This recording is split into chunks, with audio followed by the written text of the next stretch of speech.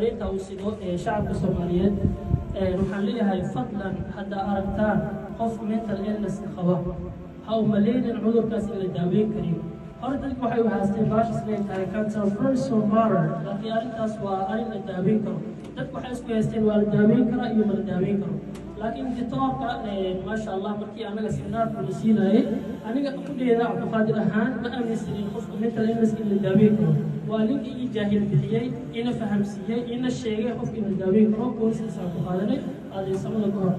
inta kadib waxaan leeyahay shacabka Soomaaliyeed meel kasta ay joogtaan hadda aragtaan qof mental illness ka qaba ha ku ciyaarin waxaan aragnay dad badan oo aqoon-yahano ah dhalinyaro ah ku ciyaaraya qof mental illness qaba maanta balkoona qofkaas uu hadlay like your father your mother your uncle you won't do like that